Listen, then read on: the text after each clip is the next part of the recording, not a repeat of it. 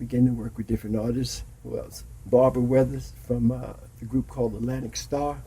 Okay. She sang Secret Lovers. And then on her first solo thing, I had the first single called The Master Key. I think I got another placement on Aretha Franklin. How can I forget her? Mm-hmm. I grew up listening to Aretha. You know, she was my favorite female singer. That's a big placement. Oh man, that was beautiful. You know, but I got to work with people that I grew up watching. Jermaine Jackson I was a fan of the Jacksons Mm-hmm. because me and Jermaine's around the same age. So I grew up watching them, and then performing some of their songs, I used to always sing his parts. Okay. So when I got, you know, the opportunity for him to record my song, it was crazy. Yeah, I think that's definitely.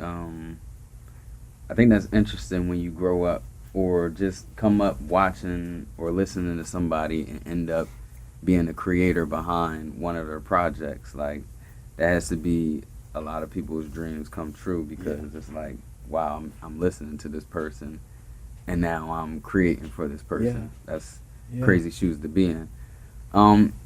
Coming up, do you think was it a hard task getting a record deal or even being heard because there wasn't no social media back then?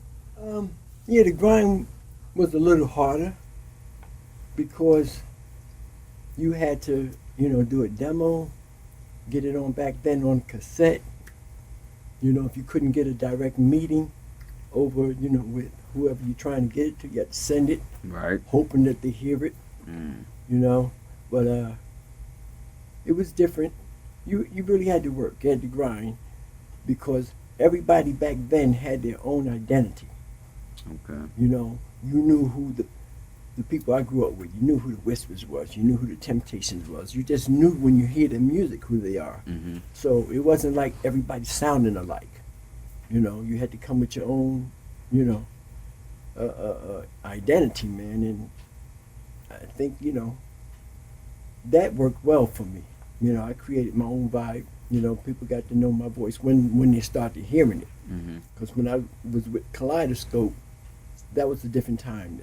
The sound was the four set of singers, you know, the Stylistics and the Blue Magics, and we had a lead singer that was like that. So nobody knew I can really sing.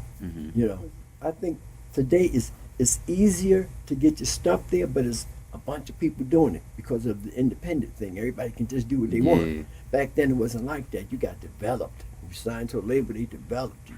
You know what I'm saying? It's not too much of that going on. Everybody just do their own thing.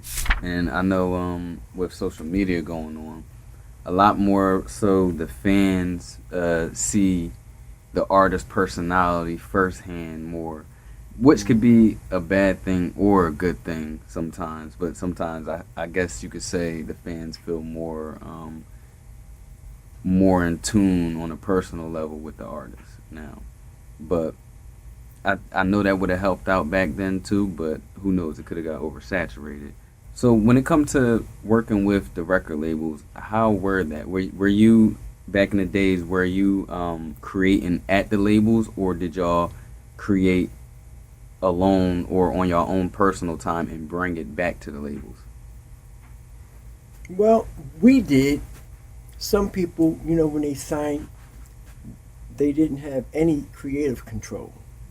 Record labels brought in producers that they want to produce for you.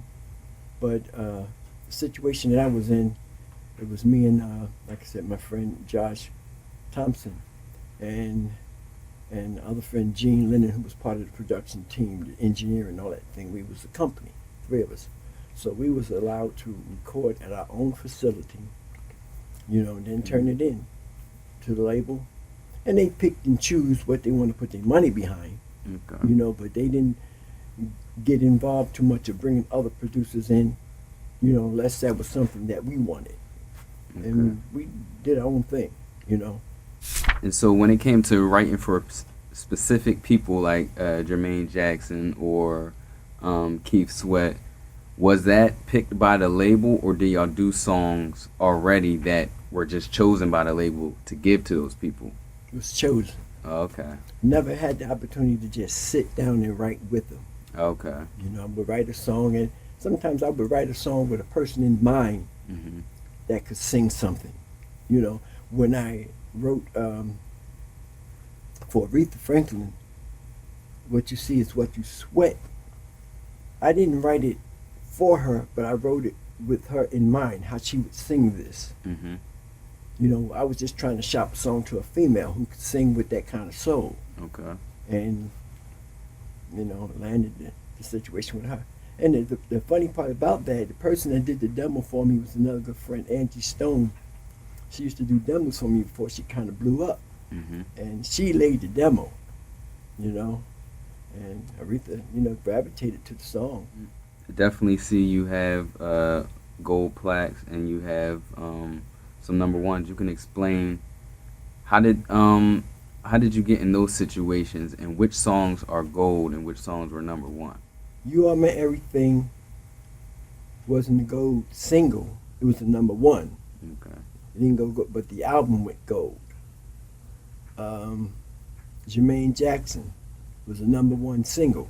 Okay. Didn't go gold, but I don't even believe the album went gold. It was close, Mm. but they pushed the single and didn't, you know, didn't become a gold, but it made number one, Okay. you know. That's still an accolade. Hmm.